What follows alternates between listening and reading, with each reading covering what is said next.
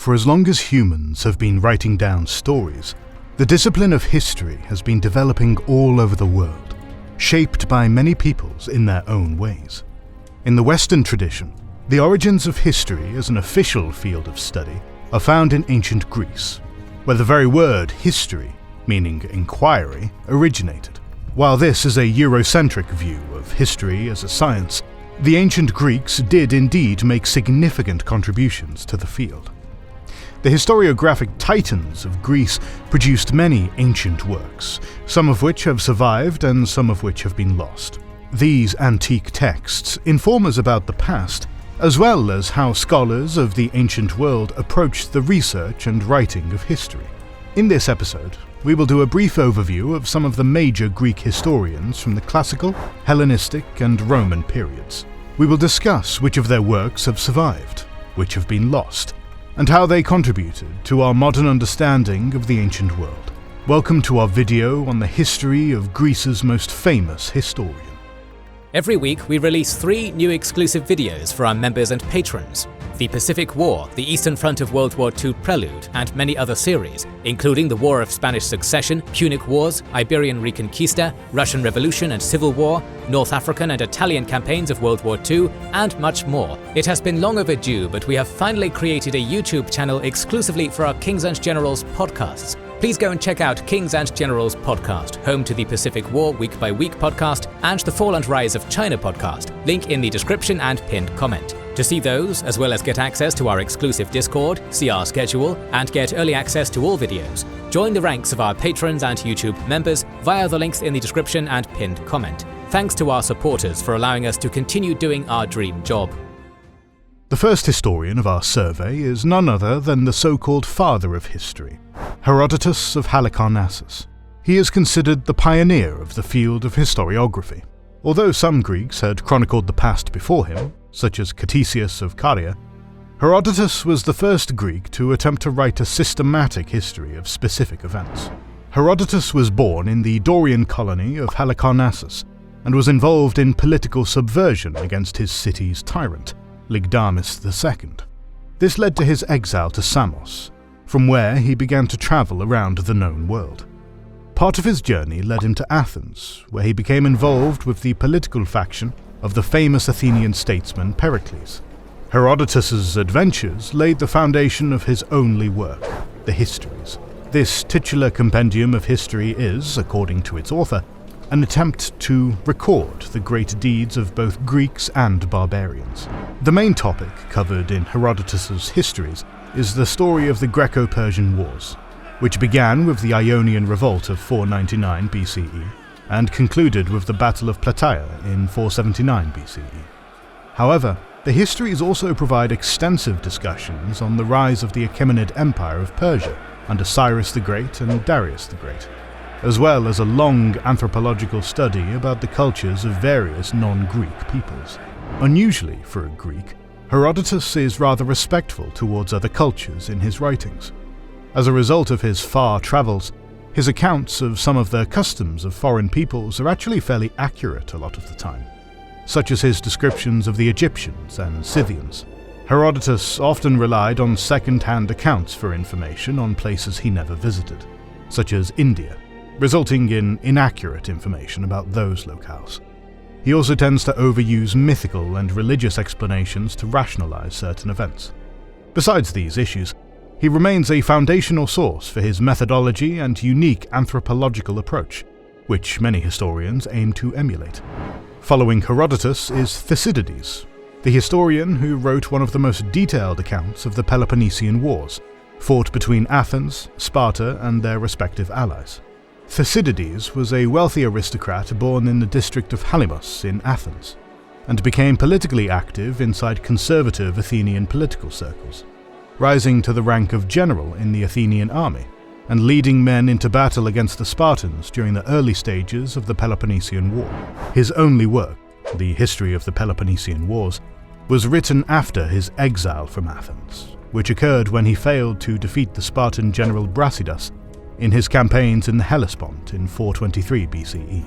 All Greek historians saw history as a means to pass moral judgment and inform the present.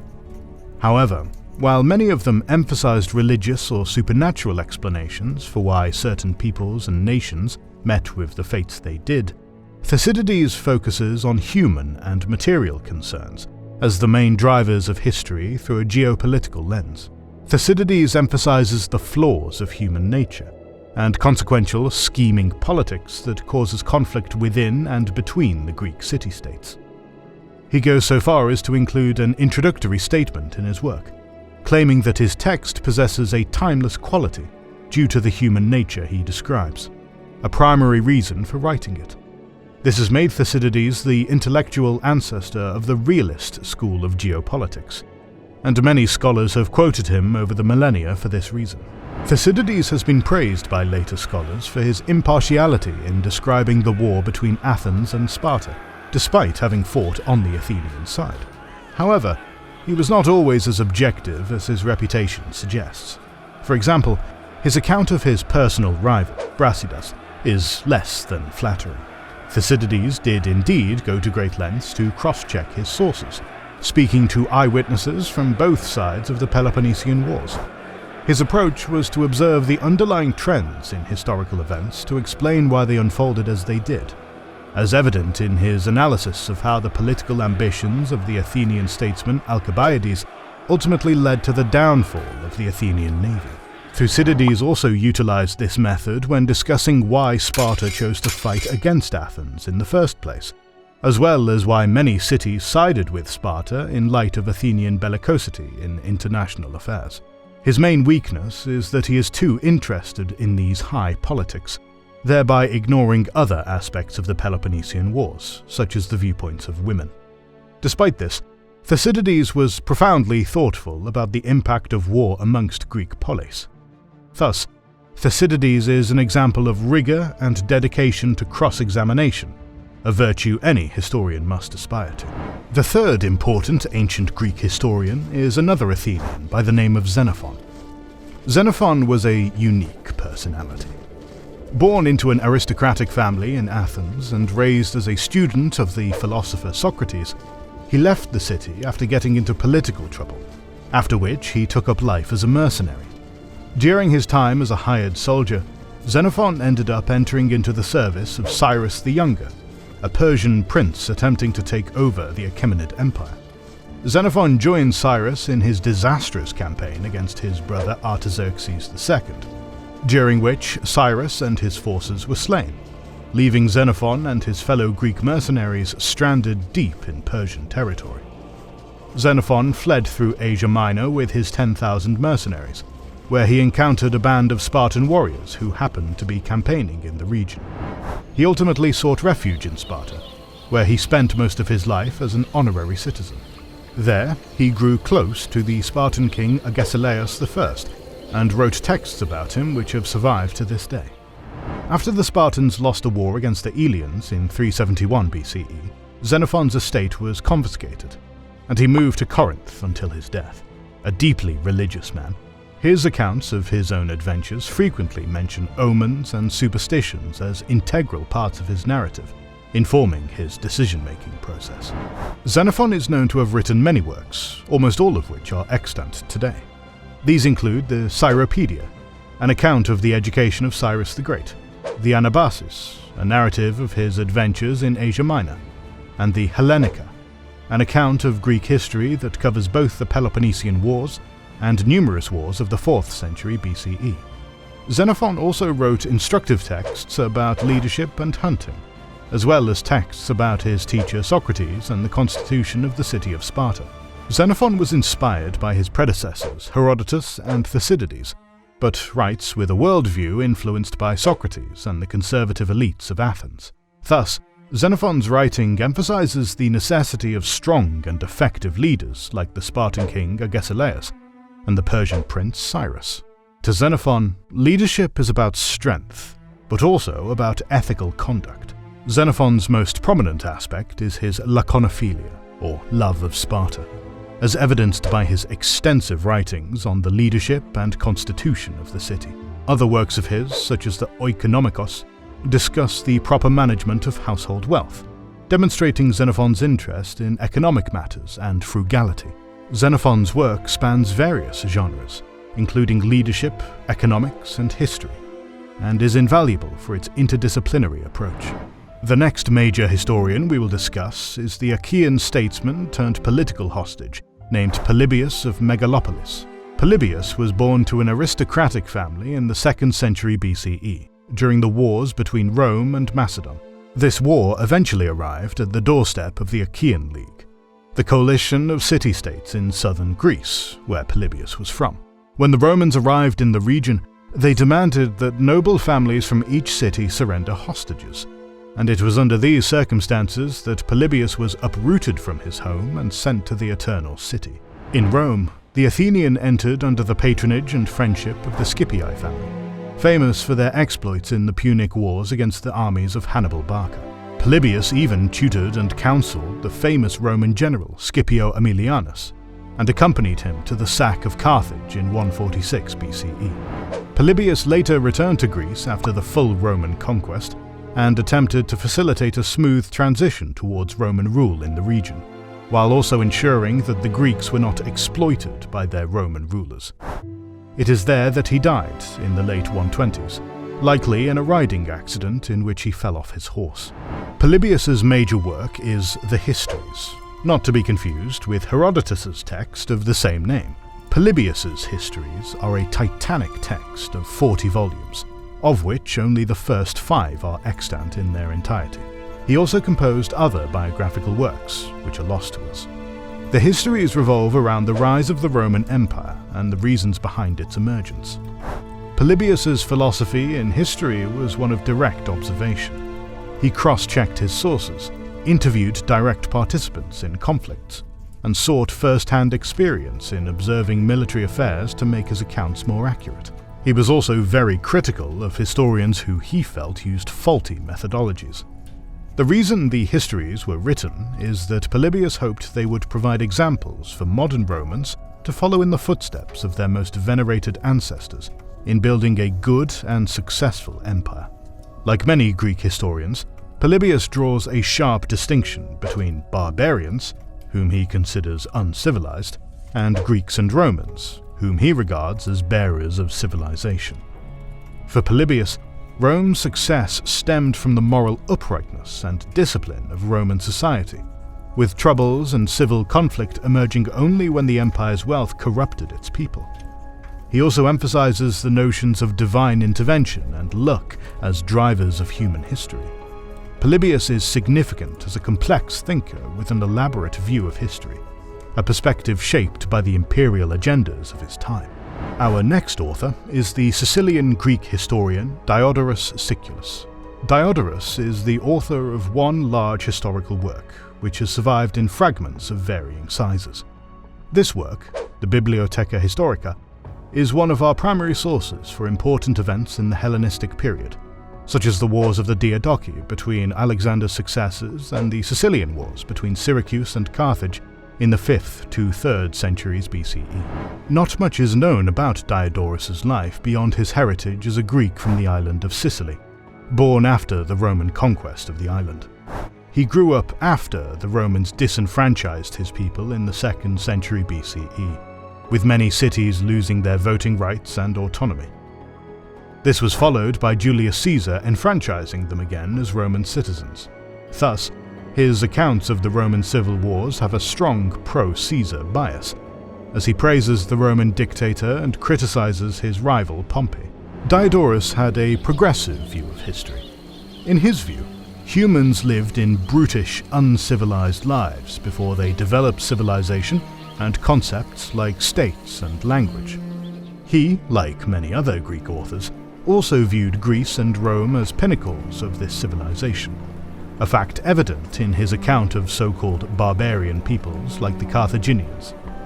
Thus, despite our limited biographical knowledge about him, historians tend to view Diodorus as the embodiment of Greek and Roman cultural primacy during the 1st century BCE. Diodorus wrote about many events that other historians have written about, such as the wars of the Delian League between Athens and Persia in the 5th century BCE. Thus, comparative studies have revealed that he was prone to inaccuracies or errors.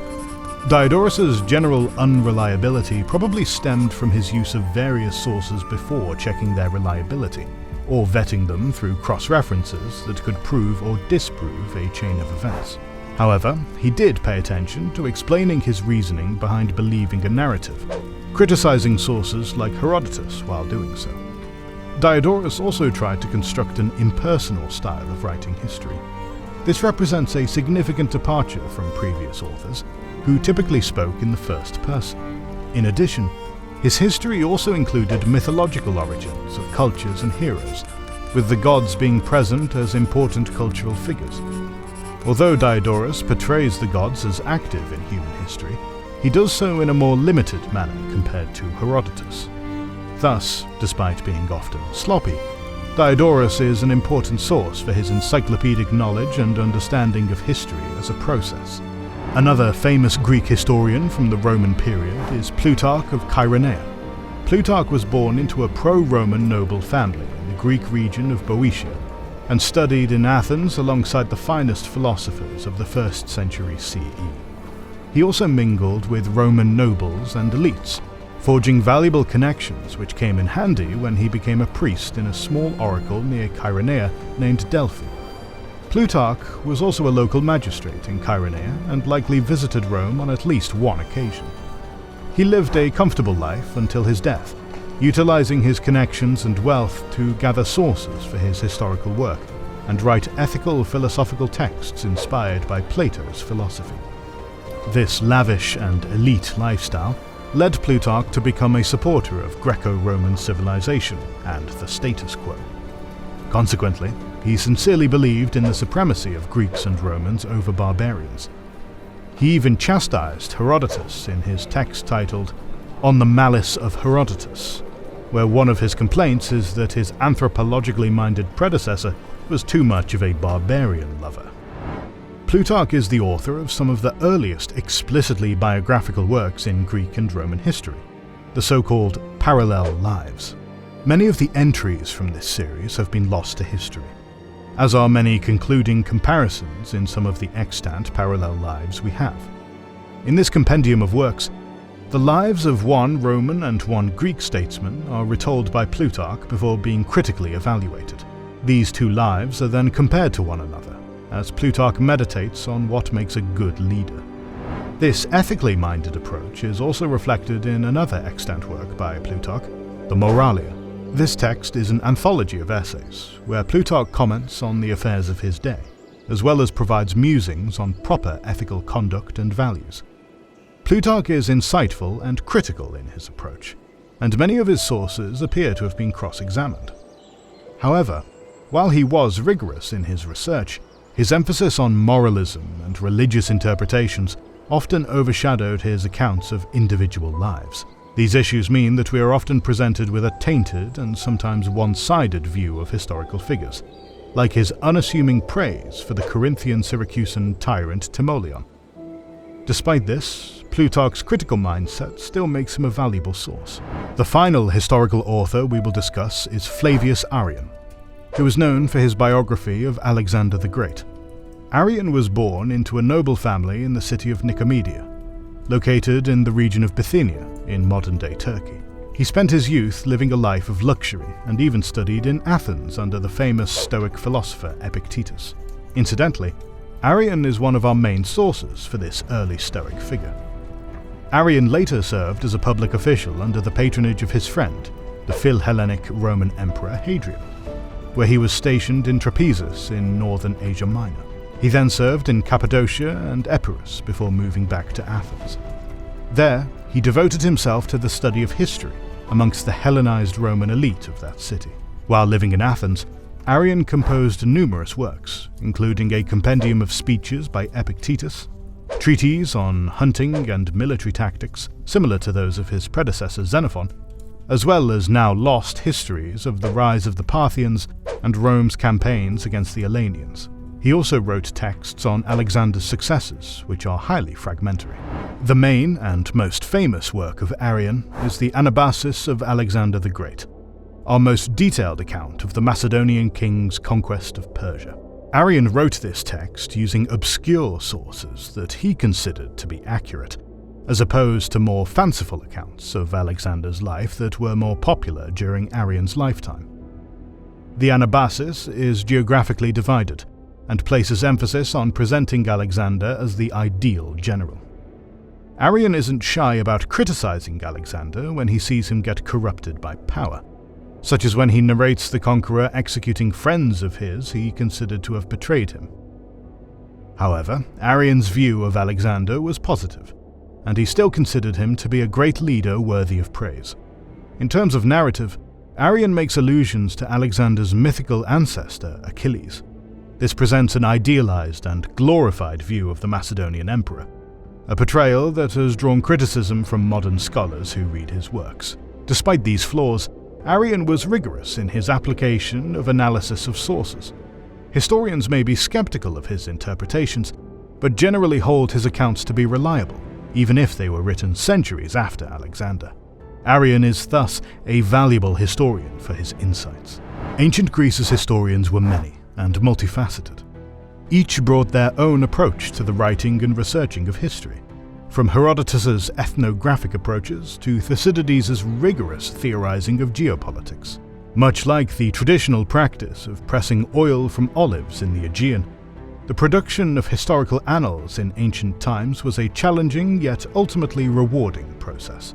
Many of the techniques and philosophies that historians use today to study the past are descended, in part, from those of ancient Greek historians.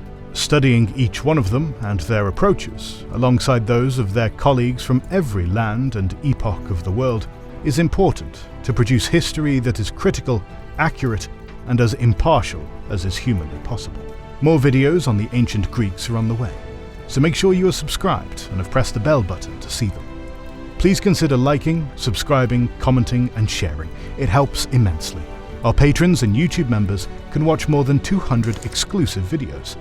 Join their ranks via the link in the description or by pressing the join button under the video to watch these weekly videos, learn about our schedule, get early access to our videos, access our private Discord, and much more. This is the Kings and Generals channel, and we will catch you on the next one.